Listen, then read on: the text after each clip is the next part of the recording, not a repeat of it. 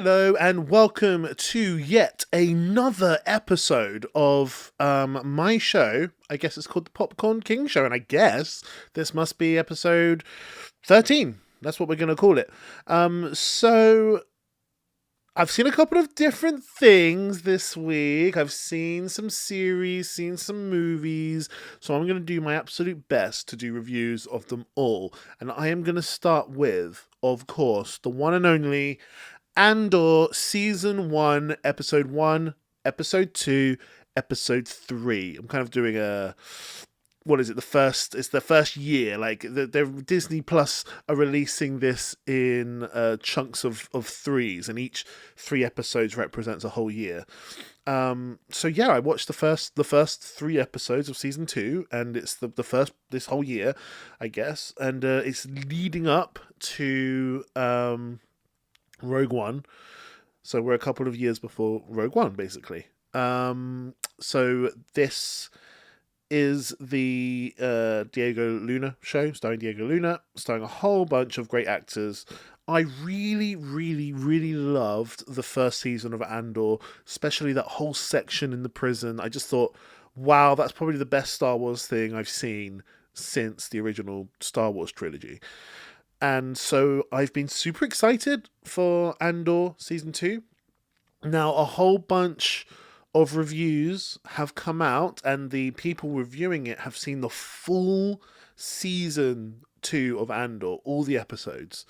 And basically, they're just giving it so much praise. They're saying it's the best show they've seen all year. Like, it's just incredible. One of the best Star Wars things that's ever come out. And I'm like, great. I'm super excited. I really enjoyed the first season of Andor. I haven't really enjoyed many of the other Star Wars things in the past 20 years, let's just say. Honestly, I mean, that's the honest truth. I really haven't that much enjoyed many of the Star Wars things, but the first season of Andor I really enjoyed. So, coupled up with these amazing, incredible reviews and my enjoyment of the first season, my hopes and my expectations were really, really high. And I have to say, after watching the first 3 episodes of the second season, I'm a little bit underwhelmed. I'm a little bit...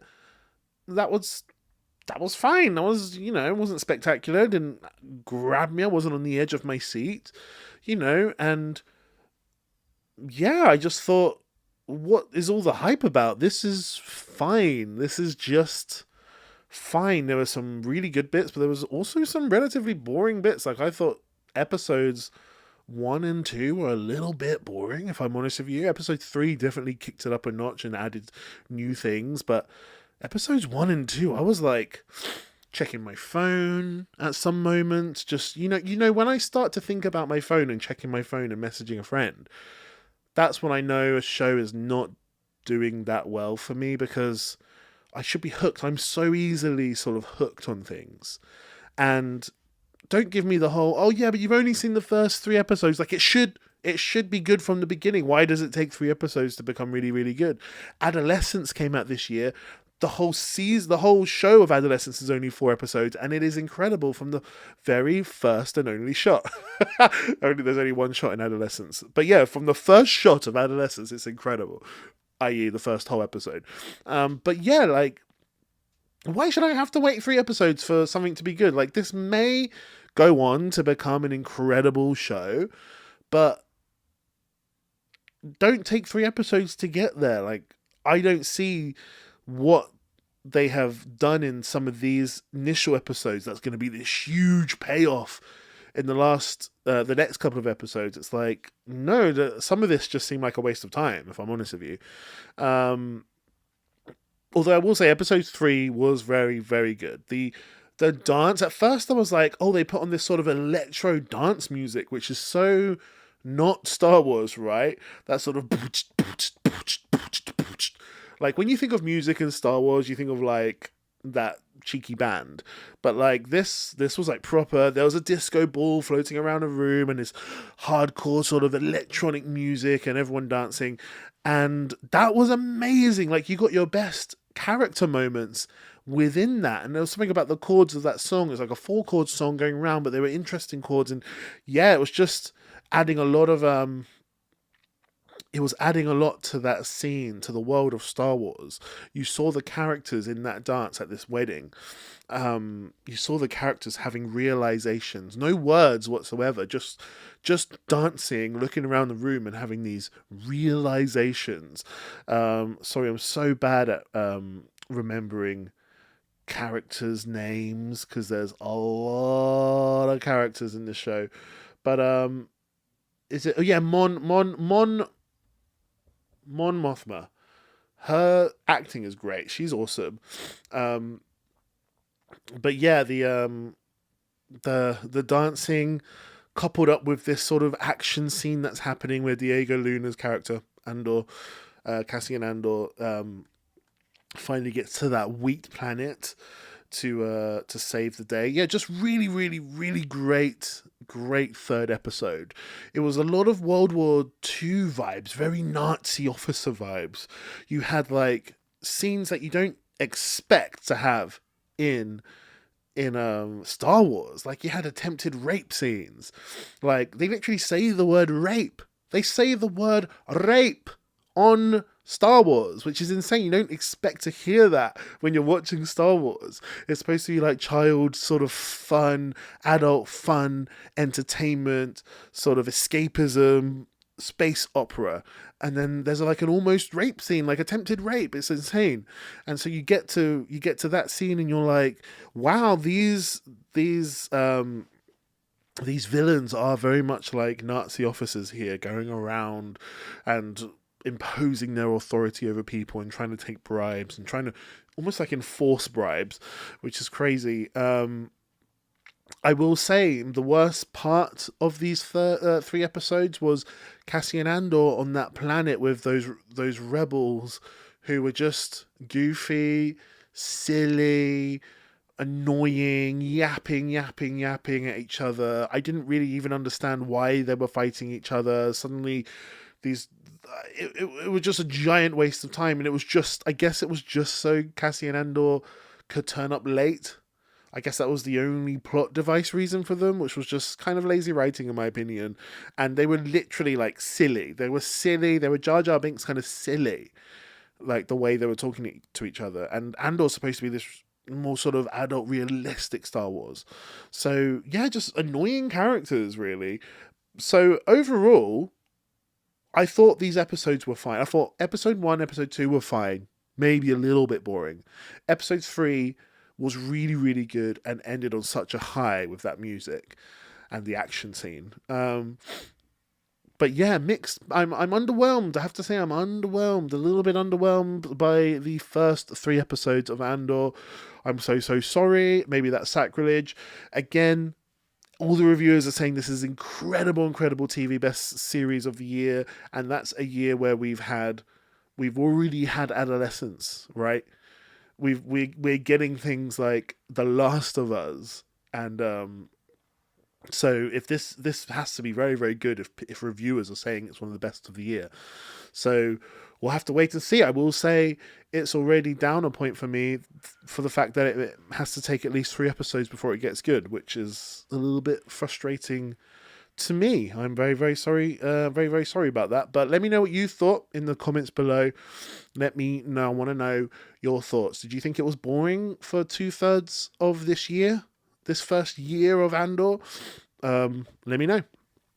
Anyway, on to the next thing that I'm going to review, and it's another series, and it is, of course, Last of Us Season 2, Episode 2. This was amazing TV. Amazing. The quality of the writing, the acting, the quality of the special effects, the action, the production, it looks like it's shot on location. Like, I don't know, the quality of everything is so good. So this is obviously the new Pedro Pascal series, Bella Ramsey series, starring Pedro Pascal and Bella Ramsey, and this is Last of Us, the second season, episode 2. I think I'm going to do some I'm going to do spoilers here, okay, guys? There will be some spoilers. So, what did I think of the show? there are some things I want to talk about in the show, some things that really, really stood out to me. Everyone's talking about, oh, it's so annoying how Ellie is just become this really annoying character who's just a bit of a brat and ungrateful. And obviously, we're going to have to find out why she was so angry at Joel, because it doesn't really make sense unless she has, in some sense, found out what he did to the Fireflies. And even then, she doesn't have too much of a right to be angry at him because he was just saving her life, just in a very Joel brutal way. But come on, hasn't she seen Taken? Like the dad in these types of roles has to kill everyone to save you. That's just the rule. But Ellie was just such a brat. But there's a scene in near the beginning of this episode where she says to what's his name, Jesse, where she says to him, "Listen, I'm sick of everybody worrying about me and Joel. Yes, we're having a very, very hard time at the moment, but he's Joel and I'm Ellie, and nothing's ever going to change that. We'll always be Joel and Ellie." And it's like, fuck, the foreshadowing, the whole sort of nothing's going to change that, and then we all know what happens at the end of the episode. It's just like, she's saying like, yeah, okay, I have a big issue with him at the moment, but in the end, I will always love him, and he will always love me. And that's just gospel. That's just the way it is. Nothing will ever change that. And it's so good for her to say that so that we can understand what's going to motivate her later on. And I'll get to what happens at the end of the show in a bit. But first off, so we have that scene. So that's wonderful. So we've had Ellie being a bitch to Joel, being a brat to Joel, and then we've had her going, "Listen, yeah, I'm being a bitch, but I've got my fucking reasons, but in the end I still love him and he still loves me." And that's always going to be the way that it is. He's like a dad to me. It's just, it is what it is. So we have that. Next, we have Abby. So she's up in the mountains trying to look, and Joel is out. Joel is out with Dina on patrol, and she sees them on their horses walking. So she wants to go, I guess, tell her gang who are inside some form of chalet or some sort of building, a hotel or something. And so she wants to tell them, and so she's going down the hill and she slips and goes all the way down to this sort of zombie snow graveyard. And the ground starts sort of shaking, and then all these zombies come up. And then from that moment on, from that moment of the episode, it's go, go, go, go, go. It is a huge set piece. It is on. It doesn't let up from that moment of the episode. She slips, the snow starts shaking, and it's on. It is fucking on. Because she starts running, and we see, 5 or 6 zombies come out of the ground, then 10, then 20. Then we see what looks like hundreds of zombies chasing her. And she's running. And she's running in snow, so it's not easy running. It's not like you're running on like a racetrack or anything. She's running through snow, and they're sprinting after her. And you think, what the fuck is she going to do? She's in the middle of the mountains. So she's running and running and running and running and running. And it's so exhilarating, the danger that she's in. She manages to find this building, I guess some kind of factory or something. She climbs up a wall, and the zombies are like catching her leg as she's having to kick them off. She climbs over this wall. She's like scrambling around inside this inside the perimeters of this factory. She's not inside the actual factory, I guess. She's outside still, but within the walls, and she's looking around, scrambling around, trying to find like a door to get inside somewhere. And she's by this window. She's in between a window and a fence, and then like 1,000 zombies come crashing up against this fence. So she's wedged between the fence and this wall, and she's trying to crawl, and the fence is like falling down on her, and the zombies are getting through. Oh my god, my heart was pounding. And it's like, fuck, like, why did I suddenly cared about Abby? Like, I wanted Abby to survive, which is crazy because I know from the first episode that her mission for the past 5 years is to kill Joel, find Joel and kill him, and he's out there on patrol right now, and yeah, Abby is like in this huge danger, and if she dies, it could fix everything in terms of the storyline. Like everyone, all our main protagonists will be happy, but I'm involved now. I'm involved with Abby, and I'm on Abby's side for this moment. She's trying to crawl through and not get eaten by these zombies, and Joel saves her. And it's just like, wow, what a great claustrophobic, well shot action scene. And like I say, it doesn't let up. It is on, on, on. Like the music is pumping, the tension is up, and it's just, damn, it's such good action zombie series. Just fun. Way better than anything was it The Walking Dead ever did. Just so exhilarating, and you find yourself on Abby's, like, just hoping Abby survives for whatever reason, even though you know what she wants to do. And then we get to the attack on the town, and we really get to see Tommy, Joel's brother. We really get to see him become a bit of an action hero. He is leading the fight against the orcs at Helm's Deep, basically. Like, he is doing so much, and he's running through the streets. They've got this plan to make sure all the elderly and all the kids barricade themselves in basements, and everybody else gets to the roofs of all the buildings in this town so they can shoot. And he's running down the street, putting on like a flamethrower backpack, and he's standing there as the zombies manage to get through the walls and attack the whole town, and he's having to fight the giant mushroom zombie thing, whatever it's called, the wobbly thing. And yeah, just exhilarating. Again, like, you're seeing so many people die, you're seeing so much go wrong, and all this happening, and we still haven't even got to the main part of the episode, the insane part of the episode, which is huge spoiler warnings, everybody, but a lot of people knew this was going to happen. I was lucky enough to watch it with people that didn't know what was going to happen. The death of Joel. We still haven't even got to that, and this episode has been non-stop. And Dina is put to sleep for some reason. I don't really understand that bit. Why are they so fixated on putting Dina asleep? Like, just tie her up, or put her in a different room, or, you know, put something over her mouth so she can't shout, if that's what you're... Why are you wasting medicine, I guess some form of anesthetic, to put her to sleep? Like, this is a post-apocalyptic world.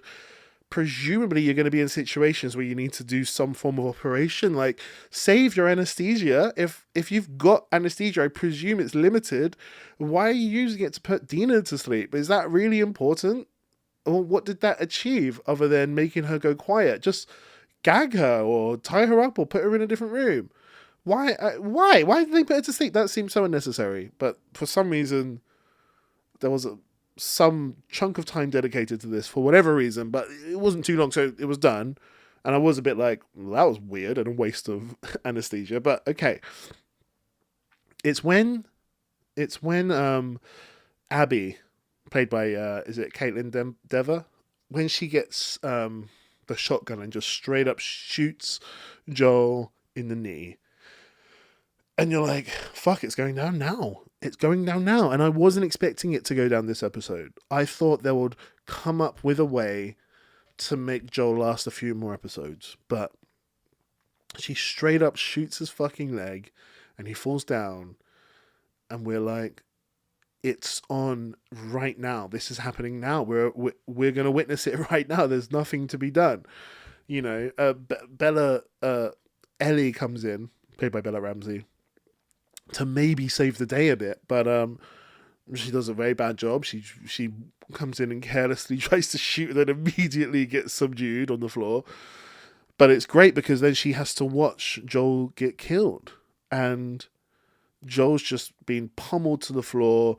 Abby has broken the golf club against his leg, so now it's just a snapped golf club, and she stabs him in the neck, and things just go quiet at that moment. The acting from Ellie was wonderful. The screaming, the I'm going to kill you. Pedro Pascal really had nothing to do or say, really. He just lets his legs get beaten up, and there's a bit where like Abby is talking, like saying, you did this, you like, this is just wrong. There are some things in this world everyone knows just wrong. And we've got a code. Like, she just is yapping. And there's an amazing, I guess this is Joel's last line, his amazing last line, which is, so Abby's yapping, saying what she's going to do to Joel, saying that he has no morals or his ethics, like everybody has ethics or whatever. And she's yapping, going on and on and on, delivering a good speech, like she's doing well as an actress.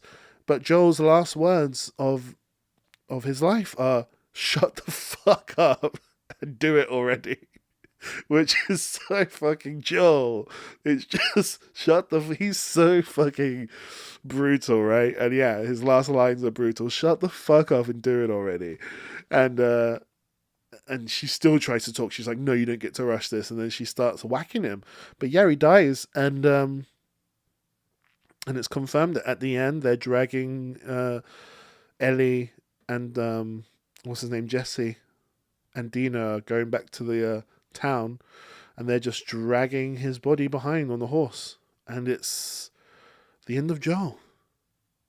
So this episode was great, in my opinion. Really, really good.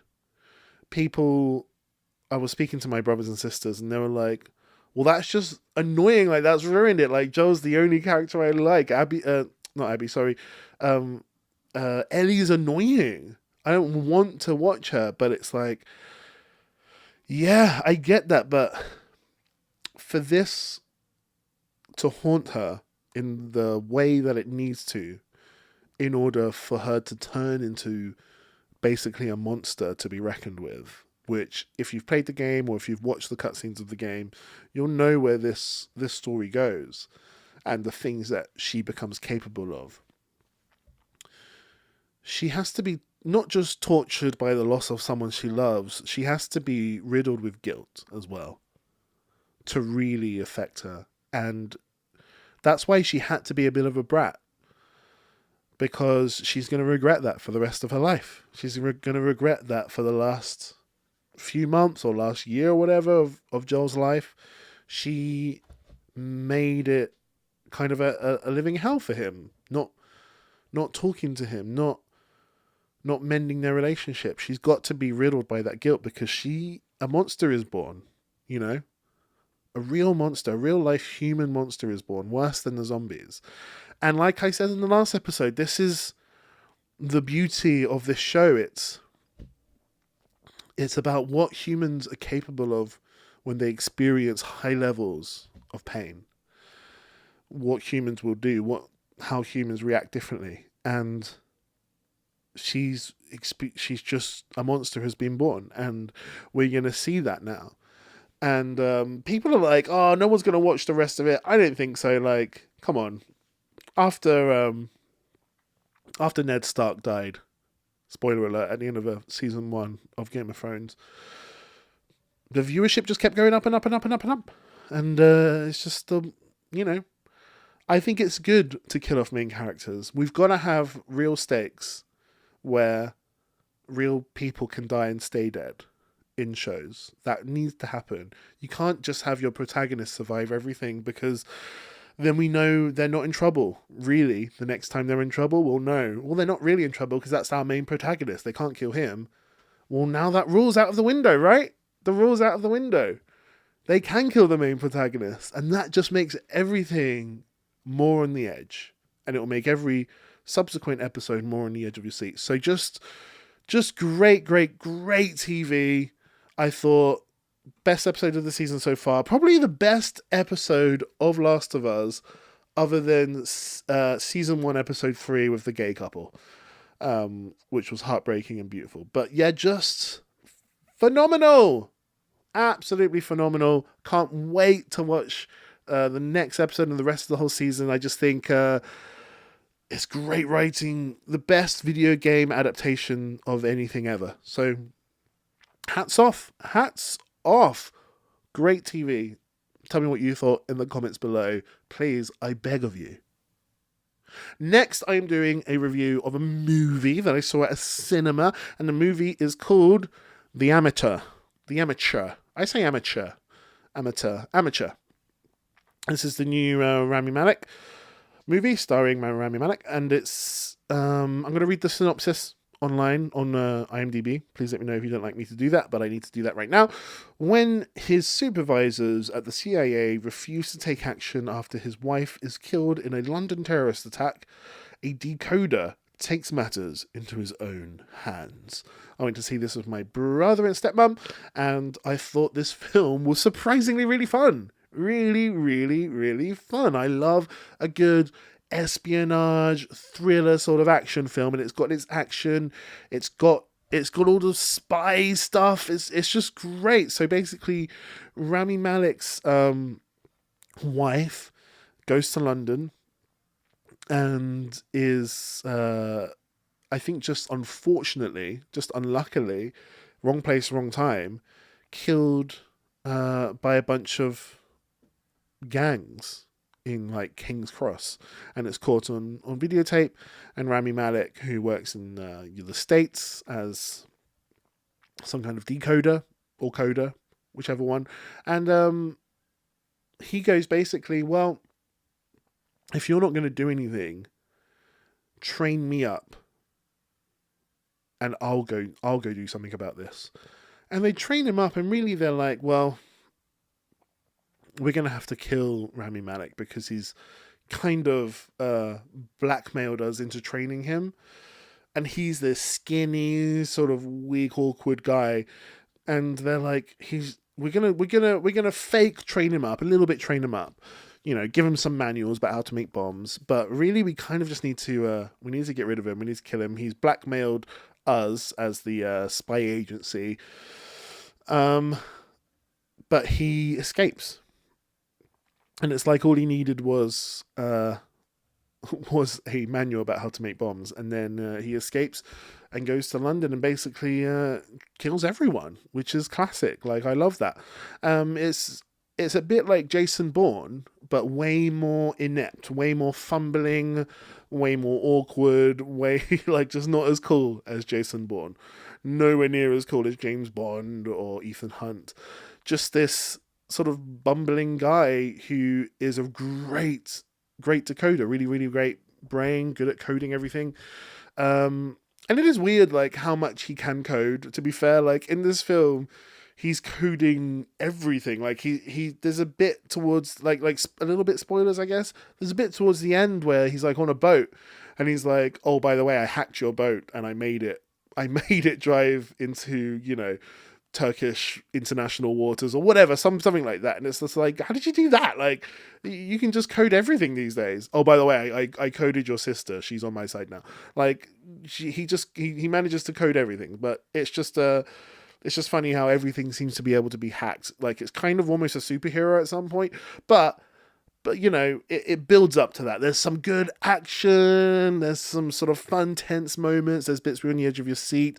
I really think it's Rami Malek's best performance since Mr. Robot, because he's got quite a striking face. Like, his facial features are quite striking. Like, he looks a little bit terrified all the time.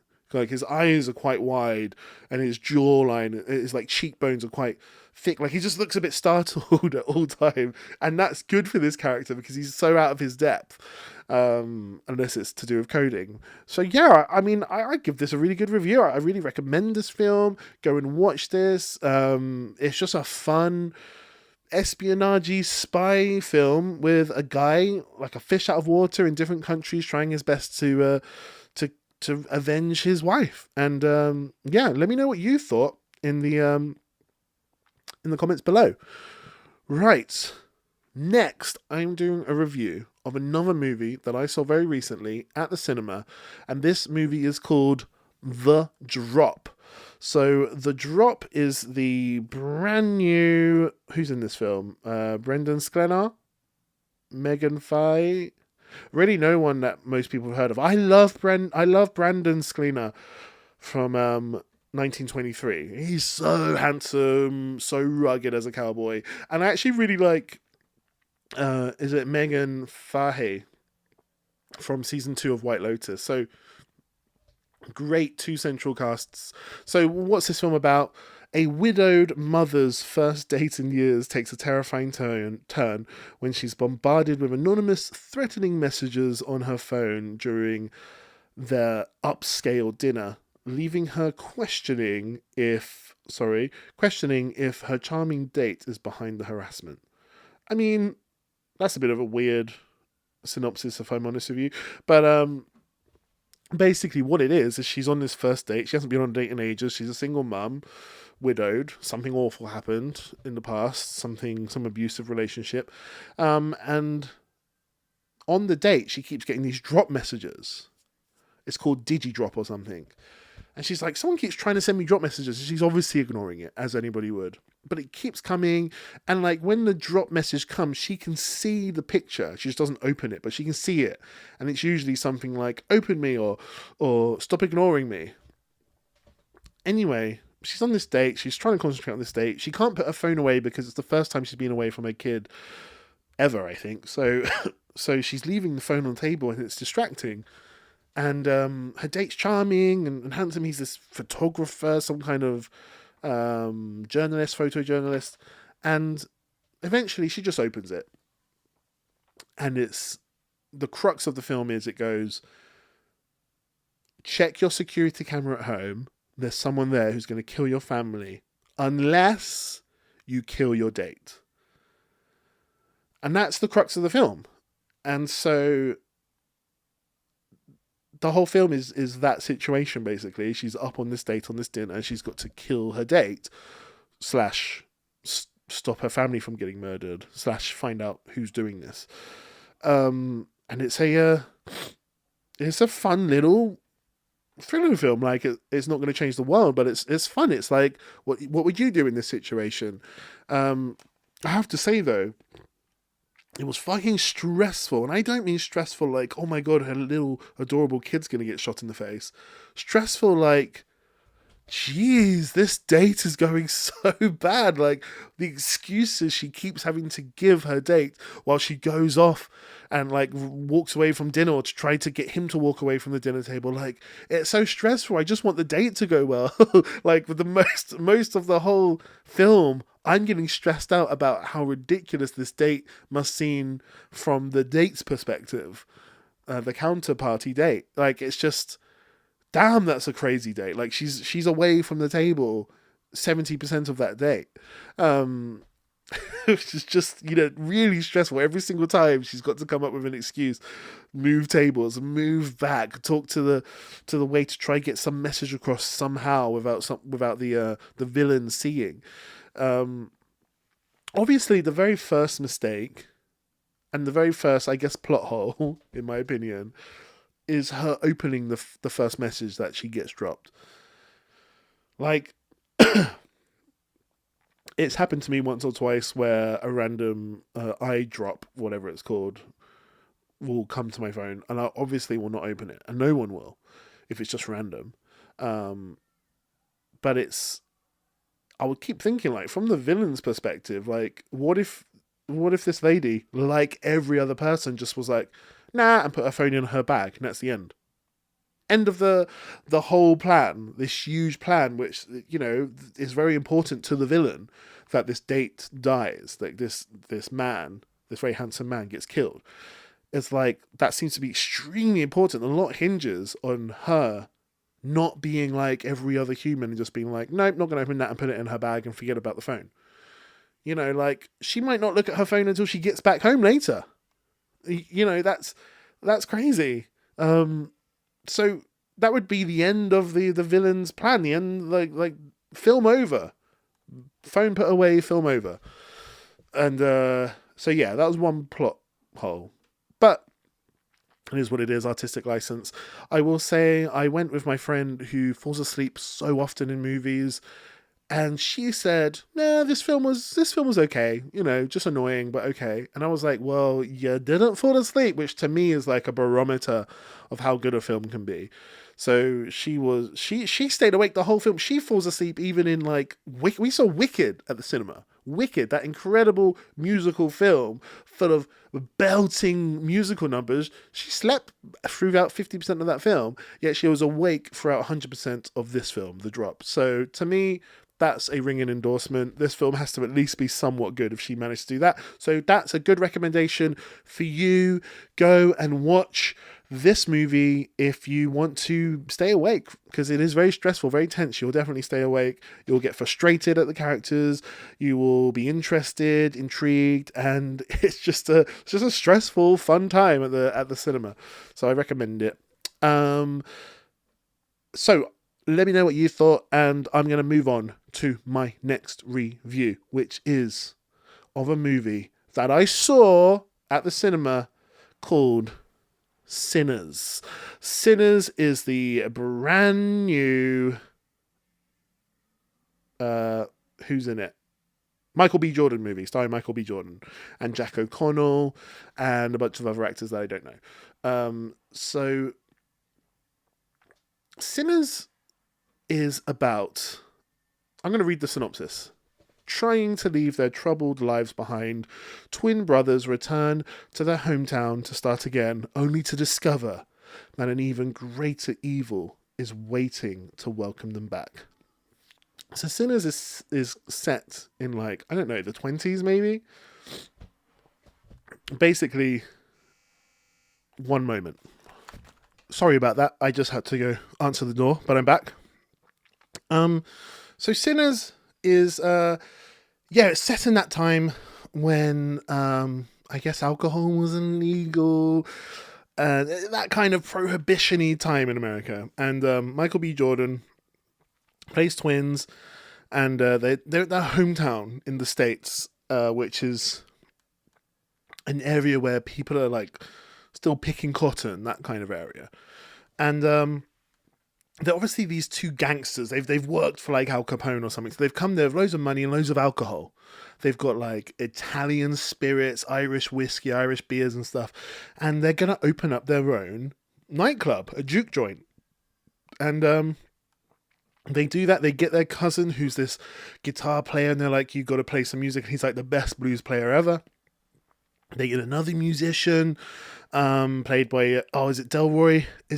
What the hell is his name? He's an amazing, amazing actor. Sorry, I'm just looking it up. Yeah, Delroy Lindo. What a scene stealer. The first half of the film is just them preparing to get this started, and they buy this building. It's all set in one day, so they buy this building at the beginning of the day. There's a white man who sells it to them, who's probably racist, and they have to get like a chef, they have to get a sign ready. And the first whole half of the film, you're like, this is a really, really fun, just a nice ordinary movie like that I'm watching, and it's great acting, great backstories. I'm really excited. I hope this works out. And then they get there and vampires turn up, and it turns into this vampire movie. So a bizarre film. It's really, really, really good. Kind of reminds me a little bit of Dusk Till Dawn. Like the first half of From Dusk Till Dawn is Quentin Tarantino and George Clooney. It's this gangster film, and it's really well written, Quentin Tarantino-esque movie.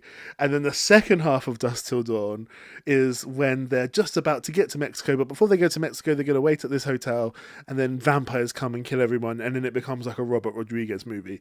It's a little bit similar to that. This film is in nowhere near the same sort of tone, but it's like that. It's like the first whole half of the film is no vampires. It's something completely different, and vampires turn up without rhyme or reason. There's no reason for them to turn up, but they do turn up, and it's just great. It's really, really peculiar and really thought-provoking, interesting film. Ryan Coogler, the director, this is his best film by far, in my opinion, because it's so striking, this film. The vampires, these white, they're very, very calm. They're white people, the vampires. And it's another almost form of racism, I guess. It's the whole white people sucking up the traditions of other cultures, sucking up their music, sucking up their food, the assimilation, getting these other cultures to assimilate and taking all the things that make them unique and sort of whitewashing it all and diluting it all. Like that's I guess what the vampire is kind of representing here, because they really want the music. They come in there really wanting the blues musician. They're like, we want him. We'll let the rest of you live if you give us him. And obviously the Michael B. Jordan characters, the twins, are like, no, that's my cousin. And it's just like, wow, really, really interesting take. And I'm talking like, this is artistically done. There's a kinetic sort of energy, a vibrant energy to this film that feels like every single thing that happens in this film can be looked into and debated and discussed. There's so much, there's so much commentary on racism in a less kind of in your face way. Like, let's whitewash your cultures. Hey, that's a bit too bluesy for my liking. Thank you very much. It's a bit too brown. That's a little bit too brown. Let's take that music and let's just whiten it up a little bit. Let's give it to Elvis. Let's give it to Eminem. All this black music. Let's give it to Eminem and let's make it more accessible for white people. Surely that's the most important thing, to make white people enjoy your stuff. We've just got to make it a little bit more white. That's kind of what these vampires seem to be doing, in my opinion. It's such an interesting take on this debate. It's an interesting discussion on what happens to when you assimilate people into your culture. And there's loads of lines like, come join the vampires, like, we love everybody, we don't care about race. That kind of fake niceness that white people promise, that, you know, has its ups and downs, but it's like, damn, it's so interesting to watch. I have to say, like, really, really interesting. The ideas of these vampires sucking up this culture. They want to suck up this culture, especially the blues music of it. I want to talk about that. Wait, before I get to the best scene of the film, the scene that everybody was probably talking about, I'll just talk about some things that weren't working. And I don't know if this is a choice or if it was my cinema, but the visuals, like, things were quite dark. Like, I couldn't see a lot of things. So the cinematography was, I don't know, like the contrast was up too much or something. I was like, I can't see. Like, can we fucking turn up the brightness on this film? I can't see what's happening. And then also the dialogue. Maybe this is just my ignorance of that dialect of American, that kind of accent. But I so often couldn't quite make out exactly what they said. I so often was like, ooh, I wasn't quite sure what the words were that what you were saying. It's almost like, you know, like if you go to like deep Scotland, you can't understand what they're saying at all. Like, it's too Scottish. Even though it's English, it's too Scottish. It's a bit like that. Like, I don't think I've ever watched a film set in the deep south where you can't quite make out the English they're saying. But yeah, so that was my one, like, that will stop it from being a 10 out of 10 film. But, you know, still very, very high mark. And maybe it's just my cinema's problem. Maybe the speakers weren't good and the projection wasn't good. I don't know. But I'll talk about the best scene. Best scene I've seen all year, maybe. And an interesting scene as well. So, like I say, it's set, spoiler alert, I guess. But yeah, it's set in like the 20s or something. And they've set up this juke joint. And it's full of black people and people of different races, but there's no white people in there, apart from one girl who's half white. And so they get this actor who, I'm not sure his name. Is it maybe it's Miles Catton? He's a brand new actor, I think. He's the one who plays the cousin, basically, who plays the blues music and plays the guitar. So they get him to start singing and playing the blues on his guitar. And he does. And everybody's dancing. And it's a great song. His singing is excellent. And it's this bluesy music, so bluesy. His voice, for a boy who looks so young, his voice has the feel of a man who has lived 1,000 lives. Like, it's just got so much character in his voice, and he's singing this song, and he's playing guitar, and he's walking off the stage into the dance floor, and everybody's dancing and clapping and stomping their feet, and the music kind of starts to change, and some peculiar things start to happen as the camera like whirls around the room, intoxicated by the music, by the blues music. Is almost like is taking over the soul of this joint. And as we look around the room, there's a man there with like an electric guitar at one point, and you're like, hold on, that doesn't fit with this time period at all. And he's not just got the electric guitar, he looks modern. There's something very modern about this guy, and he's doing an electric guitar solo, a real modern sort of rock blues solo with an electric guitar. And then like a more modern beat starts coming in as the camera goes around this old-fashioned juke joint. We see people with turntables, like a proper DJ at a nightclub, like all that kind of stuff. Like, that starts happening, and people are dancing. There's people dressed up in these huge opulent costumes that wouldn't really fit in this actual world. So we're being transported from the realistic world, and the music is moving us into a timeless quality, a quality that no longer just sits in one period of time.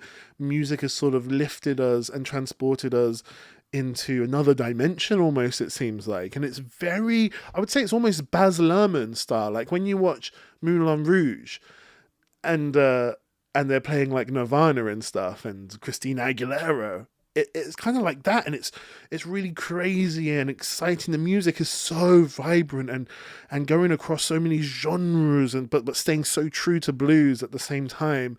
And then the vampires outside seeing this building, and from their perspective, it's all, the walls are all on fire and they've all fallen down, and they can see this blues guitarist in the middle of this joint. And it's just like, okay, this is not a real moment, but it's almost more real than the objective sort of reality that's happening. There's almost something more real about this fantasy. And that's such a hard thing for me to even explain, but in some sense, what I'm saying makes sense. The fantasy, where we get exported to in that scene, is telling something even more truthful than the objective reality of the scene, which is people dancing in an old-fashioned juke joint. There's something more truthful being told there, which you can really only do in the language of art. Like, it goes beyond objective facts, and we move towards the language of art, the world of art, where there are deeper truths to find and to tell, and it's just exhilarating. Like, I've thought about that scene non-stop since I've seen it, and I'm just like, wow, what a artistic, exciting scene. And there's more music throughout the whole film. Blues plays a really big part of this film, and I just thought that's elevated this film from being a really good film to being an exceptional film. Ryan Coogler's best film, probably the best film of the year so far, in my opinion. Just really exceptional filmmaking. Everything seems to be done completely on purpose. There's no fat in this film. There's no lazy filmmaking. You can tell everything. It's like Get Out. When you saw Get Out, you're like, damn, every single, tree looks like it's important. Everything in Get Out seemed to be pushing a message, pushing the director's idea. Nothing seemed accidental or incidental. And the same with this film. It just seems so on purpose and great. This music scene, this dance, this whole scene was just so exceptional. So I thoroughly recommend this film, and allow yourself to sort of get sucked into the oddness of it. There aren't many films like this where the genre just, right angle changes at one point. But yeah, please let me know what you thought about this film. I thought it was just magnificent. I reckon it's going to get nominated for Oscars, a whole bunch of Oscars. Um, sound, design, directing. It might miss out on some of the acting nominations, but apart from that, like it's a big film. It's really, really, really well done. So I thoroughly recommend it. Go and watch it. Tell me what you thought, and tell me you loved it. Tell me you loved this film as much as I did. That's all I really want to know. And then just make sure you like, comment, subscribe, smash that bell button or whatever they say, and just remember that I love you and everything's going to be okay.